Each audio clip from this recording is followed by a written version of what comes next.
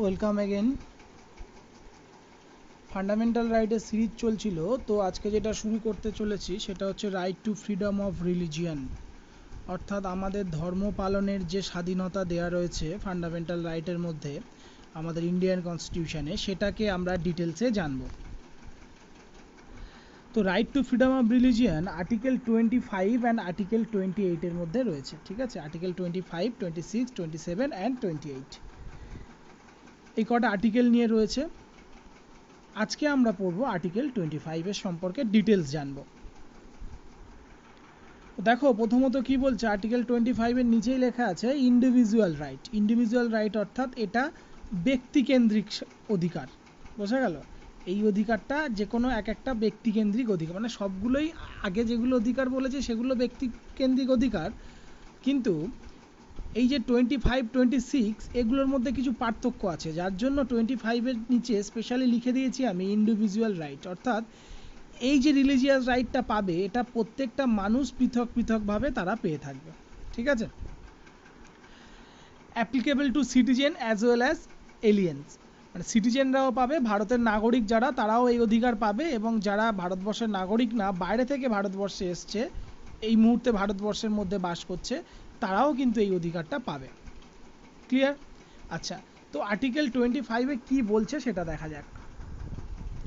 Article 25-এ বলছে freedom of conscience, free profession, practice, propagation of religion. ঠিক আছে, তো freedom of conscience, free profession, practice, propagation of religion. এবারে আমরা একটু বুঝবো ব্যাপারটা। এই যে ফ্রিডম অফ কনসায়েন্স, এটার মানে কি, বা ফ্রিডম অফ প্রফেশন বলতে অ্যাকচুয়াল আমরা কি বুঝবো, freedom of practice and propagation of religion, এগুলোর অ্যাকচুয়াল অর্থ কি আমরা বুঝছি মানে ইন্টারপ্রেট কে করে, who is the highest interpreter of our constitution, supreme court. ঠিক আছে, এগুলোর অর্থ এখনো পর্যন্ত আমাদের কাছে যা ক্লিয়ার হয়েছে সেগুলো আমরা বুঝবো। প্রথমে চলে আসি freedom of conscience. Freedom of conscience এটার মানে হচ্ছে যে তুমি যেটাতে বিশ্বাস করো, ঠিক আছে, যে you may believe in God আর not believe in god.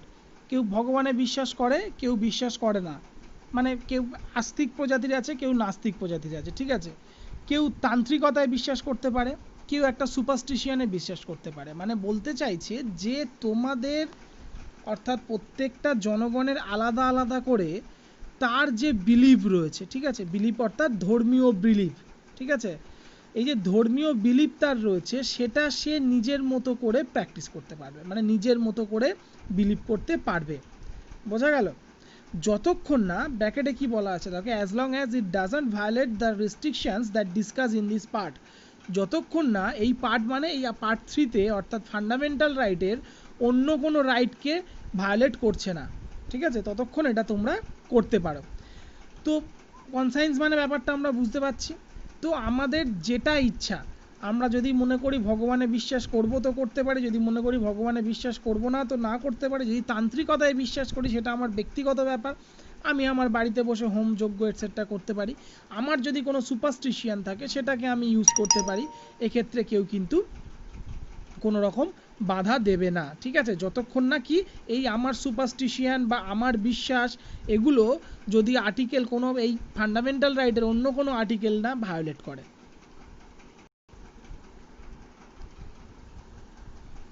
Next আসি right to prophase. Right to profess means যেটা বোঝায়, মানে এখানে আমি কনস্টিটিউশনে তো এইভাবে ইন্টারপ্রেট করে দেওয়া নেই, ইন্টারপ্রিটেশনগুলো পরে এসছে, ঠিক আছে, সুপ্রিম কোর্ট দ্বারা অন্য অন্য রকমভাবে এসছে বিভিন্ন কেস স্টাডির মাধ্যমে। তো right to profess means whatever you believe in, যেটাতে খুশি বিলিভ করতে, believe in God or not believe in God. এবারে বলছে সেটা তুমি ওপেনলি ডিক্লেয়ার করতে পারো সোসাইটিতে, যে আমি ভগবানে বিশ্বাস করি, আমি আল্লাহ বিশ্বাস করি, আমি ঈশ্বরে বিশ্বাস করি, কি কেউ ঈশ্বরে বিশ্বাস করে না। ঠিক আছে, সেটা যে যেটাকে বিশ্বাস করে সে সেটা ওপেনলি সোসাইটিতে ডিক্লেয়ার করতে পারে। কেউ হিন্দু, কেউ মুসলিম বা এনিথিং এলস, অন্য কোনো ধর্মে বিশ্বাসী হলে সেটাও সে ওপেনলি সোসাইটিতে ডিক্লেয়ার করতে পারে, অ্যান্ড তার সমস্ত রাইট আছে এটা ডিক্লেয়ার করার, এবং স্টেট এটাকে প্রোটেক্ট করবে। ক্লিয়ার? বোঝা গেল কি বলছে? যেটাতেই তোমাদের বিশ্বাস সেটা আদেও বিশ্বাস থাক আর না থাক সেটাকে ডিক্লেয়ার করতে পারো ওপেনলি সোসাইটিতে।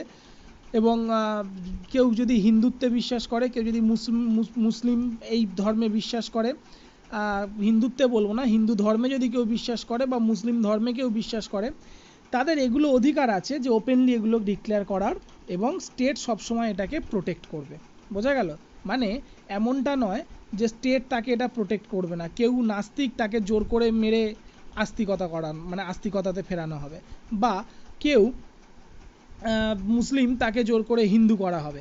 এই কনভার্সনের ব্যাপারটা আমরা পরে আসছি। বা কোনো হিন্দুকে জোর করে মেরে মুসলিম বা খ্রিস্টান করা হবে, ঠিক আছে? এই ব্যাপারটা হবে না। যে যেটাতে আমরা বিশ্বাস করি স্টেট সেটাকে প্রোটেক্ট করবে। বোঝা গেল? স্টেট অর্থাৎ যেটা আর্টিকেল 12-এ বলা আছে। Next, right to practice performance of religious worship, rituals and ceremonies and exhibition of beliefs and ideas. ঠিক আছে? তো কি করতে পারে রাইট টু প্র্যাকটিস? মানে কি? প্র্যাকটিস মানে এই যে রিলিজিয়াস ওয়ার্শিপ বা আমাদের ধর্মীয় যে বিশ্বাস বা আমাদের যে পূজা অর্চনা, সেগুলো করতে পারে। আর রিচুয়ালস, বিভিন্ন ধর্মের বিভিন্ন রকম রিচুয়াল থাকে। হিন্দু ধর্মের একরকম রিচুয়াল থাকে, খ্রিস্টান ধর্মের একটা রিচুয়ালস থাকে আলাদা, মুসলিম ধর্মের একটা আলাদা রিচুয়ালস থাকে, সেগুলো তারা পারফর্ম করতে পারে কাউকে হার্ম না করে। ঠিক আছে? আর সেরিমনিসগুলো করতে পারে, যেমন ঈদের উৎসব, বড়দিনের উৎসব, দুর্গা পুজোর উৎসব, কালী পুজোর উৎসব। ঠিক আছে? এগুলো তো করতেই পারে। এগুলোর যে সেরিমনিগুলো আছে সেগুলো, বা এক্সিবিশনস, যেমন এক্সিবিশনস মিন ওই বিভিন্ন জায়গায় ভালো ভালো প্যান্ডেল করা, এগুলো এক্সিবিশনের মধ্যে পড়ে। বোঝা গেল? এবং সে যেটা বিলিভ করে, তার যে আইডিয়াগুলো, সে যে আইডিয়ালসে বিশ্বাস করে, তার যে নীতিতে সে বিশ্বাস করে, সেগুলোকে তারা ফ্রিলি প্র্যাকটিস করতে পারবে, এরকম তার রিচুয়ালের মাধ্যমে, এক্সিবিশনের মাধ্যমে, ওয়ার্শিপের মাধ্যমে। এখানে কেউ বাধা সৃষ্টি করবে না এবং স্টেট এখানে ইন্টারফেয়ার করবে না, অ্যাজ লং অ্যাজ এগুলো অন্যকে হার্ম না করে। Next, right two propagate. Right two propagate মানে কেউ যদি মনে করে, তো সে তার ধর্মটাকে স্প্রেড করতে পারে, ছড়িয়ে দিতে পারে লোকের মধ্যে, তার ধর্মের অন্যের মধ্যে ছড়াতে পারে, তার ধর্মের ভালো গুণাগুণগুলো অন্যকে জানাতে পারে। ঠিক আছে? And one can try to influence other to pursue them to join it. তো কাউকে ইনফ্লুয়েন্স করতে পারে যে দেখো তুমি এটাতে জয়েন করতে পারো, আমার ধর্মটা বেশ ভালো, তুমি আমার ধর্মটাতে জয়েন করতে পারো, বাট নট ফোর্সফুলি। ফোর্সফুলি কাউকে জয়েন করানো যাবে না। বোঝা গেল? কাউকে তুমি ইনফ্লুয়েন্স করতে পারো যে আমার ধর্মটা ভালো, তোমার ধর্মটা ভালো না, তুমি আমার ধর্মে চলে এসো, কিন্তু ফোর্সফুলি জয়েন করা যাবে না। এবারে এই যে ফোর্সফুলি জয়েন করানো যাবে না, এটা কিন্তু সুপ্রিম কোর্ট একটা একটা কেসে 1967-68-এ একটা কেস হয়। ঠিক আছে? তো কেসটা কি ছিল? কেসটা হয়েছিল তার কারণ আমাদের যে দুটো স্টেটস আছে, ওড়িশা এবং মধ্যপ্রদেশ, এই দুটো স্টেট 67-এ কী করেছিল? অ্যান্টি কনভার্সন ল তৈরি করেছিল। ঠিক আছে? অ্যান্টি কনভার্সন ল অর্থাৎ একটা ধর্ম থেকে অন্য ধর্মে ধর্মান্তরিত করানো যাবে না। তো অ্যান্টি কনভার্সন ল যখনই তৈরি করলো, তখনই যে খ্রিশ্চানস কমিউনিটি ছিল তারা এটা অপোজ করলো, এই অ্যাক্টের অপোজ করলো, এবং তারা সুপ্রিম কোর্টে কেস করলো। সেই কেসে সুপ্রিম কোর্ট বলেছিল যে রাইট টু প্রোপাগেট এটার মানে কিন্তু কনভার্সনের মধ্যে পড়বে না। বোঝা গেল? কনভার্সনের মধ্যে পড়বে না মানে জোর করে কারুর ধর্ম পরিবর্তন করা যাবে না, ফোর্সফুলি কনভার্সন। এটা রাইট টু প্রপাগেট মানে ফোর্সফুলি কনভার্সনের কথা কোথাও বলা হয়নি। হ্যাঁ, ইনফ্লুয়েন্স করতে পারো, সে তোমার ধর্মটাকে মানে কি বলবো, তার আচার অনুষ্ঠানগুলো মেনটেন করতে পারে। যেমন দেখা গেল যে কোনো এক হিন্দু, সে খ্রিস্টান ধর্মের দ্বারা ইনফ্লুয়েন্সড হলো এবং সে খ্রিস্টান ধর্মের আচার অনুষ্ঠান এগুলোকে নিজের মতো করে করতে শুরু করলো। হ্যাঁ, সংবিধান তার পারমিশন দেয়, কিন্তু তুমি তাকে কনভার্ট করাতে পারবে না যে হিন্দুটা খ্রিস্টান হয়ে যাবে, এরকম কনভার্সেশন চলবে না। এটা কিন্তু 1967-8-এ বলেছিল, এবং ফোর্সফুলি তো চলবেই না। বোঝা গেল? তো এটা ছিল একটা কেস, তো সেটা তোমাদেরকে বললাম। এবার আমরা দেখে নেব যে কোন কোন গ্রাউন্ডে আমাদের এই আর্টিকেল 25টাকে রেস্ট্রিকশন করা হয়। ঠিক আছে? Ground of restrictions under article 25। Article 25-এর মধ্যে কোন কোন গ্রাউন্ডগুলোকে রেস্ট্রিকশন করা হয়েছে। Number 1, public order. অর্থাৎ যদি কোনো পাবলিক অর্ডার পাস হয়ে থাকে, এক্সিকিউটিভ অর্ডার, তাহলে এই পাবলিক অর্ডারের মাধ্যমে যদি কিছু বারণ করা হয়ে থাকে তো সেটাকে জোর করে করা যাবে না। দেখা গেল যে একটা পাবলিক অর্ডারের মাধ্যমে বলা হলো যে এই যে জায়গাটা আছে এটা খেলার মাঠ, এই মাঠে না দুর্গাপুজো করা যাবে, না ঈদের নামাজ পড়া যাবে, না ওই বড়দিনের কোনো প্রোগ্রাম করা যাবে, ঠিক আছে? তাহলে পাবলিক অর্ডার, এই পাবলিক অর্ডারটাকে কিন্তু মানতে হবে, বোঝা গেল? এটা নিয়ে একটা ভালো গল্প তোমাদের বলি, তোমরা দেখেছো যে আমার সালটা এক্স্যাক্টলি মনে পড়ছে না, যে ওয়েস্ট বেঙ্গল গভর্নমেন্ট ওই দুর্গাপুজোর বিসর্জন এবং মোহরম দুটো একই দিনে ছিল, যার জন্য ওয়েস্ট বেঙ্গল গভর্নমেন্ট কী করেছিল, বলেছিল যে সব কলকাতা এবং এই কলকাতার যে লোকালিটি রয়েছে সেই এলাকায়, কলকাতার যে আশেপাশের এলাকা এবং প্রপার কলকাতা, সেখানকার দুর্গাপুজোগুলোর বিসর্জন ওই মোহরমের দিন, অর্থাৎ যেদিন দুর্গাপুজোর বিসর্জন এবং ওই দিনেই মোহরম ছিল, ওটা একই দিনে দুর্গাপুজোর বিসর্জন করতে পারবে না, এই অর্ডার জারি করেছিল। যদিও এর এগেনস্টে কোর্টে যাওয়া হয়েছিল, হ্যাঁ কোর্ট এটাকে তিরস্কার করেছিল, আবার কোর্ট এটা সপক্ষে যুক্তি দিয়েছিল। তিরস্কার কিভাবে করেছিল? কোর্ট বলেছিল, ক্যালকাটা হাইকোর্ট বলেছিল যে কোনো সরকার বা স্টেট এটাকে একটা ধর্মের জন্য অন্য ধর্মের অনুষ্ঠানকে বন্ধ রাখতে পারে না, ঠিক আছে? এটাকে ফোর্সফুলি বন্ধ রাখা যায় না।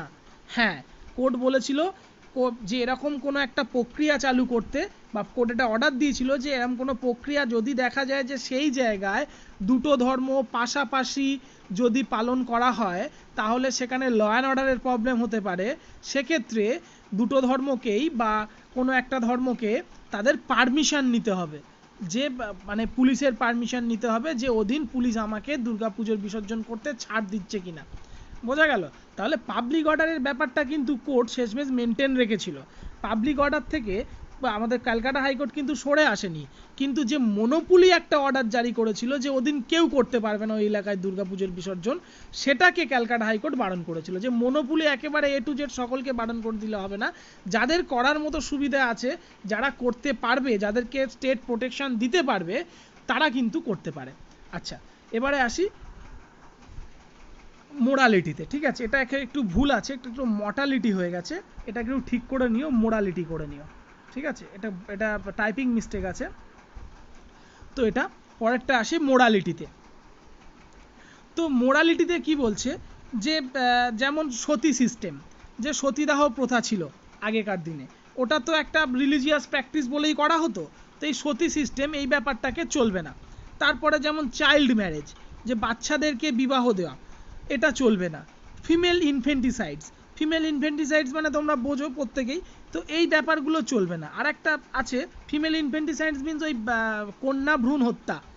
আর একটা ব্যাপার আছে, সেটা হচ্ছে সান্তারা হচ্ছে জৈনদের একটা কিছু এইরকম সংস্কার, যেটা আমার ঠিক জানা নেই, তোমরা একটু গুগল করে নিও বা অন্য জায়গায় দেখে নিও।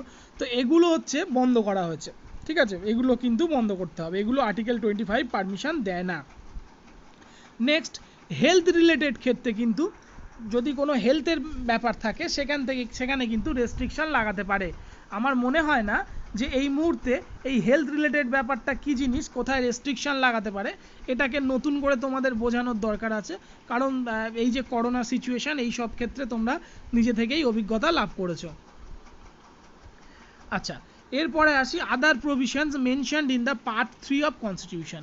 এছাড়াও এই কনস্টিটিউশনের পার্ট 3-তে অর্থাৎ ফান্ডামেন্টাল রাইটের মধ্যে যে প্রভিশনগুলো মেনশন করা আছে, সেই প্রভিশনগুলোর মধ্যে যদি কোনো একটা প্রভিশনকে ভায়োলেট করতে চেষ্টা করে এই ধর্মীয় স্বাধীনতা, তাহলে কিন্তু সেগুলোকে রেস্ট্রিকশন করে দেওয়া হবে। বা যেমন আর্টিকেল 14-এ যেগুলো বলা আছে, আর্টিকেল 15-এ যেগুলো বলা আছে, আর্টিকেল 17, 24, 23 এটসেট্রা, ঠিক আছে? একটা উদাহরণ দিই, যে কেউ যদি বলে যে আমার রিলিজিয়াস প্র্যাকটিসের মধ্যে এই যে ছুয়াছুত ব্যাপারটা বা অস্পৃশ্যতা ব্যাপারটা, এটা আমার রিলিজিয়াস প্র্যাকটিসের মধ্যে পড়ে, অর্থাৎ আমি একটা নির্দিষ্ট জাত বা ধর্মকে এড়িয়ে চলবো, তাদেরকে ছোঁবো না, এরকমভাবে যদি চলি, যেটা জোম্যাটোর ক্ষেত্রে হয়েছিল, একটা কেস ছিল কিছুদিন আগে, বেশ বছর দেড়েক আগে, বেশ প্রচুর ফলাও করে পেপারে লেখালেখি হয়েছিল। তো তো এই ব্যাপারগুলো যদি হয় তাহলে কিন্তু এটা তার ধর্মীয় স্বাধীনতা বলে এটা মানা হবে না, বোঝা গেল। তারপর আর্টিকেল 15-এর আন্ডারে, যেগুলো 14-এর আন্ডারে বা 15-এর আন্ডারে বলেছে যে নারী পুরুষ সকলকে সমান সুযোগ দিতে হবে, মানে সমান মান্যতা দিতে হবে, ডিসক্রিমিনেট করা যাবে না, বোঝা গেল। এরকম ডিসক্রিমিনেশন যদি কোনো জায়গায় চলে আসে সেক্ষেত্রেও কিন্তু এই রিলিজিয়াস প্র্যাকটিস মান্যতা দেয় না। আচ্ছা, নেক্সট বলছে state can manage economic, political and other activities of religious practice. State মনে করলে এই যে রিলিজিয়াস প্র্যাকটিসগুলোর ইকোনমিক, পলিটিক্যাল এবং অন্যান্য অ্যাক্টিভিটিসকে কিন্তু সেন্সার লাগাতে পারে। তো কী কী ক্ষেত্রে লাগাতে পারে আমরা পরেরটাতে দেখি। দেখো এখানে এই যে রিলিজিয়াস প্র্যাকটিস, এটাকে অ্যাকচুয়ালি দুটো ভাগে ভাগ করা হয়েছে। একটা হচ্ছে এসেনশিয়াল রিলিজিয়াস প্র্যাকটিস আর একটা হচ্ছে associate practice. Essential religious practice কোনগুলোকে বলবো, যেগুলো আমাদের সাথে থাকে, অর্থাৎ আমরা সেগুলো মেনে চলতে বাধ্য, বা আমাদের রিলিজিয়াসের মধ্যে যেগুলোকে উল্লেখ করা আছে। যেমন কেউ যদি কপালে চন্দন লাগায়, কেউ যদি তিলক লাগায়, বা বরখা পরা, বা কৃপান, মানে শিখেদের যে কৃপান আছে, মানে একটা ছুরি মতো থাকে, ঠিক আছে, পাগড়ি এটসেট্রা। তো দেখবে এই যে এয়ারপোর্টে যদি সাধারণ অন্য কোনো কেউ, যে শিখ ছাড়া বা পাঞ্জাবি ছাড়া, এরা যদি ওই কৃপানটা নিয়ে যায়, মানে ওই তরোয়ালের মতো রকম ছোট কিছু পকেটে করে নিয়ে যায়, তাকে আটকে দেওয়া হবে এয়ারপোর্ট, মেট্রো রেলে। কিন্তু যদি শিখরা নিয়ে যায় তাকে আটকানো হবে না, অন্য কেউ যদি নিয়ে যায় তাকে কিন্তু আটকে দেয়। পাগড়ির ক্ষেত্রে যে হেলমেট না পরলে কেস, সবাই খাও, ঠিক আছে, কিন্তু যারা পাঞ্জাবি তারা যদি পাগড়ি পরে যায় সেক্ষেত্রে কিন্তু তাদেরকে এই পাগড়ির জন্য ছাড় দেওয়া রয়েছে, বোঝা গেল। এগুলো হচ্ছে এসেনশিয়াল রিলিজিয়াস প্র্যাকটিসের মধ্যে ধরা হয়, এবং এক্ষেত্রে স্টেট কখনোই ইন্টারফেয়ার করবে না, স্টেট এখানে কোনো রকম হস্তক্ষেপ করবে না, বোঝা গেল। এবার অ্যাসোসিয়েট প্র্যাকটিস কাকে বলবো? অ্যাসোসিয়েট প্র্যাকটিস হচ্ছে, যেমন রিলিজিয়াস প্র্যাকটিসের মধ্যে আরও একটা জিনিস পড়ে, যে কোনো একটা মন্দির, কোনো একটা মসজিদ, কোনো একটা গির্জা, সেটা কখন ওপেন হবে, কখন বন্ধ হবে, কোন সিজনে খুলবে, কোন সিজনে বন্ধ থাকবে, এগুলো এসেনশিয়াল রিলিজিয়াস প্র্যাকটিসের মধ্যে পড়ে। এখানে কিন্তু ওটাকে ঢোকানো, মানে এখানে কিন্তু স্টেট কোনো রকম হস্তক্ষেপ করবে না। এবার অ্যাসোসিয়েট প্র্যাকটিস হচ্ছে anything other than not related to warship, মানে যেটা ধর্মীয় ক্ষেত্রে মানে ওয়ারশিপ ছাড়া অন্য কিছু থেকে রিলেটেড, এরকম যে কোনো জিনিস। যেমন একটা ছোট উদাহরণ দিই, যে শবরীমালা যেটা হলো, এই যে শবরীমালাটাতে কিন্তু কোর্ট অনেক বিভিন্ন অ্যাঙ্গেল থেকে রায় দিয়েছিল। তার মধ্যে একটা রায় ছিল, বা শবরীমালাতে বা এই যে 3 তালাক প্রথাতে, দুটোতেই কোর্ট তো আর একটা অ্যাঙ্গেল থেকে তার ডিসিশন দেয় না, বিভিন্ন অ্যাঙ্গেল, বিভিন্ন অ্যাসপেক্টস থেকে ডিসিশনগুলো দেয়।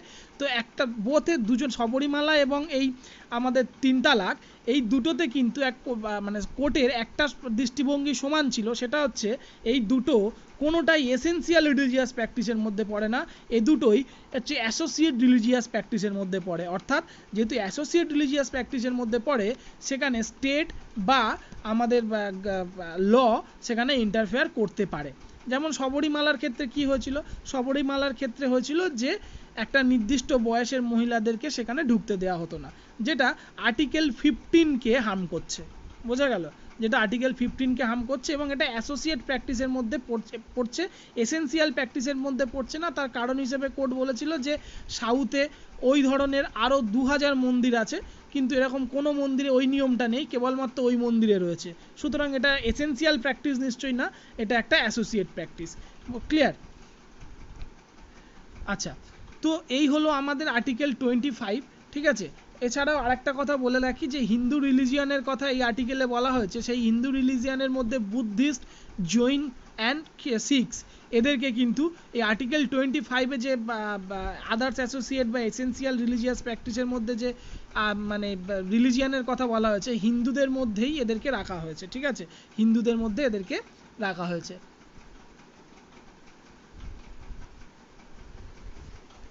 আচ্ছা, তার কারণ যেটা, সেটা কেন বললাম যে এটা এইভাবে রাখা হয়েছে বুদ্ধিস্ট, জৈন, শিখস এদেরকে, তার কারণ হচ্ছে যে এখানে আরও একটা কথা বলা হয়েছে, সেটা হচ্ছে opening of Hindu religious institutions of public nature for social reform for all classes of Hindus. যেটা মানেটা একটু বলে রাখি, তো সেটা হচ্ছে যে হিন্দু রিলিজিয়াসের যে ইনস্টিটিউশনগুলো আছে, যেগুলো পাবলিক নেচার ইনস্টিটিউশন, ঠিক আছে, প্রাইভেট ইনস্টিটিউশন না, যে আমি নিজে একটা মন্দির তৈরি করলাম, সেটা আমার বাড়ির পার্সোনাল মন্দির, সেখানে আমি অন্য কাউকে ঢুকতে নাও দিতে পারি, বোঝা গেল? যেগুলো পাবলিক নেচারের মন্দির আর কি, যেগুলো পাবলিক নেচার ইনস্টিটিউশনস, সেই সব জায়গাতে কিন্তু একটা সোশ্যাল রিফর্ম তৈরি করার জন্য যে সমস্ত ক্লাস অফ হিন্দুদের যে সমস্ত ক্লাস রয়েছে সবাই যেন সেখানে ঢুকতে পারে, সবাই যেন সেখানে গিয়ে রিলিজিয়াস পারফর্ম করতে পারে, সেটা দেখার জন্য এই যে নির্দিষ্ট কথাটা বলা হয়েছে, এটার মধ্যে বৌদ্ধ, জৈন, শিখ এদের সকলের কথাই বলা হয়েছে, বোঝা গেল? আচ্ছা, তো পরবর্তী আর্টিকেলে আসবো, আর্টিকেল 26।